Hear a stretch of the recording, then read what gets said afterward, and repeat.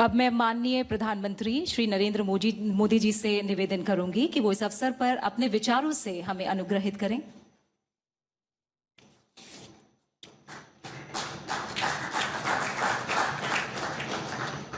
नमस्कार।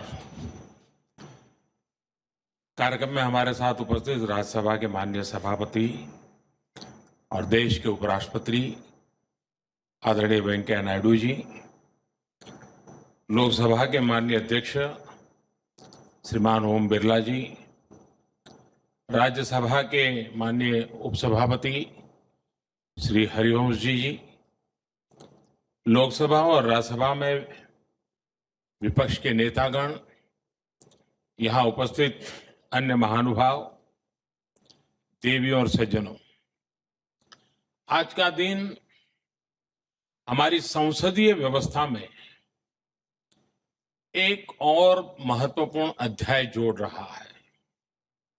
आज देश को संसदीय टीवी के रूप में संचार और संवाद का एक ऐसा माध्यम मिल रहा है जो देश के लोकतंत्र और जनप्रतिनिधियों की नई आवाज के रूप में काम करेगा। मैं आप सभी को, इस विचार को साकार करने वाली पूरी टीम को अनेक अनेक शुभकामनाएं देता हूं।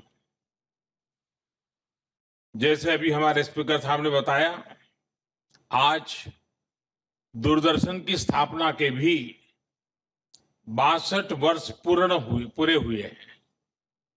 ये बहुत लंबी यात्रा है। इस यात्रा को सफल बनाने में अनेकों लोगों का योगदान रहा है। मैं दूरदर्शन के संचालन से जुड़े सभी लोगों को भी बधाई देता हूं। साथियों, तेजी से बदलते समय में मीडिया और टीवी चैनल्स की भूमिका भी बहुत तेजी से बदल रही है। 21वीं सदी तो विशेष रूप से संचार और संवाद के जरिए रिवॉल्यूशन ला रही है। ऐसे में यह स्वाभाविक हो जाता है कि हमारी संसद से जुड़े चैनल भी इन आधुनिक व्यवस्थाओं के हिसाब से खुद को ट्रांसफॉर्म करें।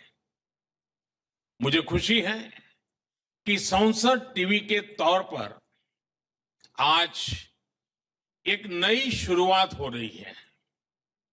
मुझे यह भी बताया गया है कि अपने नए अवतार में संसद टीवी सोशल मीडिया और ओटीटी प्लेटफॉर्म्स पर भी रहेगा और इसका अपना ऐप भी होगा।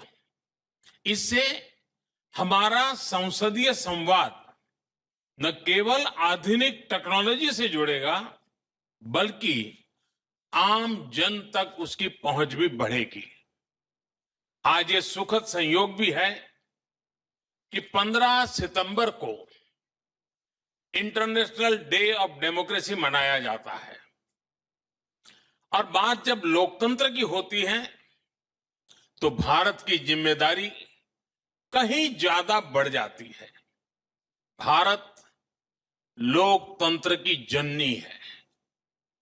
India is the mother of democracy. Bharat के लिए लोकतंत्र केवल एक व्यवस्था नहीं है, एक विचार है। भारत में लोकतंत्र सिर्फ संवैधानिक स्ट्रक्चर ही नहीं है, बल्कि वो एक स्पिरिट है। भारत में लोकतंत्र सिर्फ संविधानों की धाराओं का संग्रह ही नहीं है, ये तो हमारी जीवन धारा है। इसलिए इंटरनेशनल डे ऑफ डेमोक्रेसी, इस दिन संसद टीवी का लॉन्च होना अपने आप में बहुत प्रासंगिक हो जाता है। वैसे भारत में हम सभी आज इंजीनियर्स डे भी मना रहे हैं।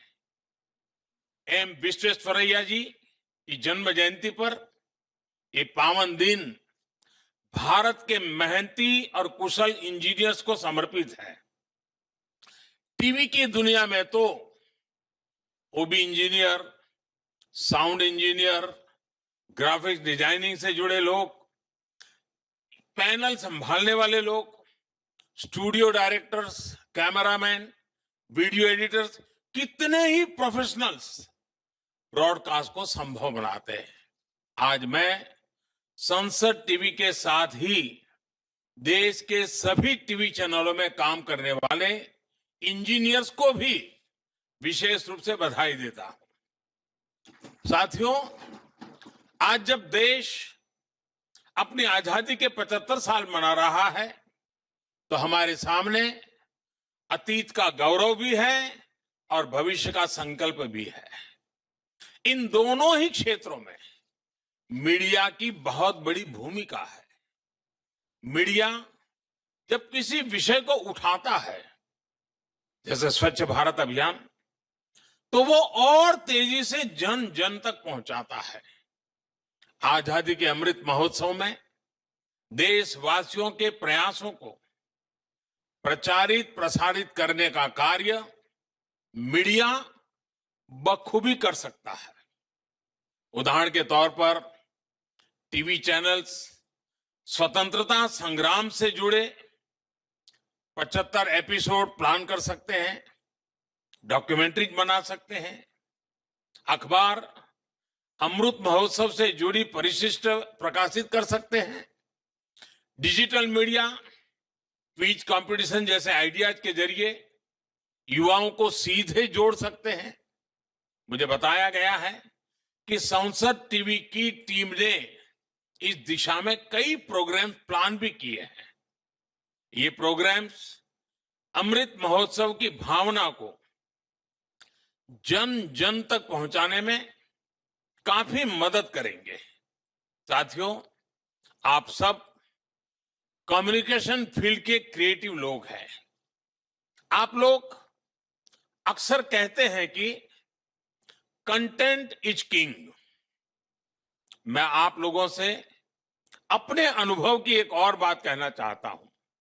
मेरा अनुभव है कि कंटेंट इज कनेक्ट, यानी जब आपके पास बेहतर कनेक्ट होगा, बेहतर कंटेंट होगा, तो लोग खुद ही आपके साथ जुड़ते जाते हैं। ये बात जितनी मीडिया पर लागू होती है, उतनी ही हमारी संसदीय व्यवस्था पर भी लागू होती है। क्योंकि संसद में सिर्फ पॉलिटिक्स नहीं है, पॉलिसी भी है। एक्चुअली तो पॉलिसी ही है। हमारी संसद में जब सत्र होता है, अलग अलग विषयों पर बहस होती है, तो युवाओं के लिए कितना कुछ जानने सीखने के लिए होता है। हमारे माननीय सदस्यों को भी जब पता होता है कि देश हमें देख रहा है, तो उन्हें भी संसद के भीतर बेहतर आचरण की, बेहतर बहस की प्रेरणा भी मिलती है। इससे पार्लियामेंट की प्रोडक्टिविटी भी बढ़ती है और जनहित के कामों को पॉपुलैरिटी भी मिलती है। इसलिए ये बहुत जरूरी है कि सदन की कार्यवाही से आम जन कनेक्ट करे। भले ही वो देश के किसी भी कोने में हो, सदन की गतिविधियों का हिस्सा बने। ऐसे में संसद टीवी को भी अपने कार्यक्रमों का चुनाव लोगों की, खासकर युवाओं की रुचियों के आधार पर करना ही पड़ेगा। इसके लिए भाषा पर ध्यान देना होगा। इंटरेस्टिंग और एंगेजिंग पैकेज और प्रोग्राम ये अनिवार्य हो जाएंगे। जैसे कि संसद में हुए ऐतिहासिक भाषण लिए जा सकते हैं। सार्थक और तार्किक बहस के साथ साथ कभी कभार कुछ मजाकिया क्षणों को भी दिखाया जा सकता है। अलग अलग सांसदों के बारे में जानकारी दी जा सकती है, ताकि जनता उनके कामों का तुलनात्मक विश्लेषण कर सके। कई सांसदगण अलग अलग क्षेत्र में कई सराहनीय काम भी कर रहे हैं। उनके इन प्रयासों को आप देश के सामने रखेंगे तो उनका भी उत्साह बढ़ेगा और दूसरे जनप्रतिनिधियों को भी सकारात्मक राजनीतिक प्रेरणा मिलेगी। साथियों, एक और महत्वपूर्ण विषय जो हम अमृत महोत्सव में उठा सकते हैं वो है हमारा संविधान और नागरिक कर्तव्य। देश के नागरिकों के कर्तव्य क्या है, इसे लेकर निरंतर जागरूकता की जरूरत है और मीडिया इस जागरूकता के लिए एक प्रभावी माध्यम है। मुझे बताया गया है कि संसद टीवी इस तरह के कई प्रोग्राम लेकर आ रहा है। इन प्रोग्राम से हमारे युवाओं, हमारी लोकतांत्रिक संस्थाओं के बारे में, उनकी कार्यप्रणाली के साथ ही नागरिक कर्तव्यों के बारे में काफी कुछ सीखने को मिलेगा। इसी तरह वर्किंग कमेटियां, लेजिस्लेटिव वर्क के महत्व और विधानसभाओं के कामकाज के बारे में ऐसी बहुत सी जानकारी मिलेगी जो भारत के लोकतंत्र को गहराई से समझने में मदद करेगी। मुझे उम्मीद है संसद टीवी में जमीनी लोकतंत्र के रूप में काम करने वाली पंचायतों पर भी प्रोग्राम बनाए जाएंगे। ये प्रोग्राम्स भारत के लोकतंत्र को एक नई ऊर्जा देंगे, एक नई चेतना देंगे। साथियों, हमारी संसद, अलग अलग राजनीतिक दल, हमारी मीडिया, हमारे संस्थान, सबके अपने अलग अलग कार्यक्षेत्र हैं, लेकिन देश के संकल्पों की पूर्ति के लिए सबके प्रयास की जरूरत है, एकजुट प्रयास की जरूरत है। मुझे पूरा भरोसा है कि हम सब अपनी अलग अलग भूमिकाओं में साझा संकल्पों को लेकर आगे बढ़ेंगे और एक नए भारत का सपना पूरा करेंगे। इसी विश्वास के साथ मैं भाई रवि कपूर को भी बहुत बधाई देना चाहता हूं, क्योंकि ये उनका कार्यक्षेत्र नहीं है, लेकिन पिछले कुछ समय में ही उन्होंने जिस प्रकार से दुनिया भर के लोगों से कंसल्ट किया, उनसे मार्गदर्शन लिया, आइडियाज लिए और जिस प्रकार से उन्होंने रचना की, एक बार मुझे जब वो बताने आए थे, मैं सचमुच में बहुत प्रभावित हुआ था। मैं रवि को और उनकी पूरी टीम को बहुत बधाई देता हूं। आप सभी को भी बहुत बहुत बधाई, बहुत बहुत शुभकामनाएं। धन्यवाद।